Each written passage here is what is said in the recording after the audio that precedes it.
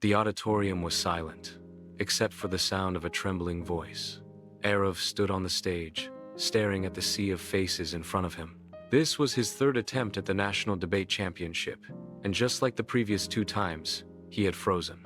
Words failed him, his voice cracked, and laughter erupted from a corner of the hall. For a moment, he wanted to run away again, just like he had done the last 2 years. The humiliation, the disappointment, and the feeling of being not good enough weighed heavily on his chest. Failure had become a part of his identity, but this time, something was different. Arav was known in school as a bright student, someone teachers believed would achieve great things. But when it came to public speaking, he was a disaster.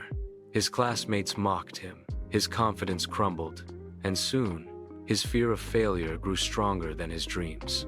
After losing his second chance at the championship, he decided never to step on a stage again. Maybe this is not for me, he told himself. Nights were sleepless, filled with thoughts of being average, of never being good enough. His father, however, noticed the change. One evening, he placed his hand on Arav's shoulder and said, "Son, failure is not the end. It is just feedback. Do you know what matters? Whether you let it define you or refine you." Those words struck deep. For the first time, Arav realized he had been running from his failures instead of learning from them. The very next day, Arav decided to face his weakness. He joined a local public speaking club. At first, his voice shook, his palms sweated, and his heart raced. But the small group encouraged him. Every mistake became a lesson. Every stumble became a stepping stone. He started reading books on communication, practicing in front of the mirror, and recording himself. Slowly, he began to improve. His speeches grew clearer, his confidence stronger, and his fear smaller. Yet, the thought of another failure at the championship haunted him. One night, while preparing, he wrote in his diary, "Even if I fail again, I will fail better, because each failure makes me stronger." That single line changed his mindset. The day of the championship arrived again, the third time in 3 years. As Arav walked onto the stage, his heart pounded. But this time, he wasn't running away. He wasn't trying to be perfect. He was just determined to give his best. He began with a story, his voice calm and steady.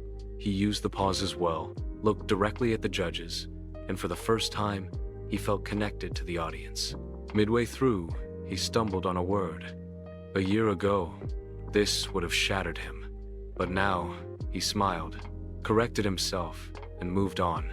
The audience responded with applause, not laughter. When the results were announced, Arav didn't win first place. He came third. But to him, it felt like victory. Because this time, he had conquered his biggest enemy, not the competition, but his own fear of failure. Years later, Arav became a motivational speaker, addressing thousands across the country.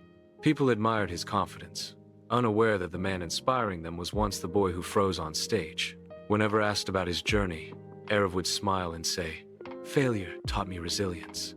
Success didn't make me who I am, my failures did. Each failure was a brick that built my foundation. I bounced back not because I never fell, but because I refused to stay down." Life is not about never falling. It is about rising every single time we fall. Failure is not the opposite of success, it is a part of it. When we learn from our mistakes, adjust our path, and keep moving forward, we come back stronger than ever. So, the next time failure knocks you down, don't run away. Don't give up. Instead, rise with courage, learn the lesson, and bounce back stronger. Because every setback is just a setup for a greater comeback.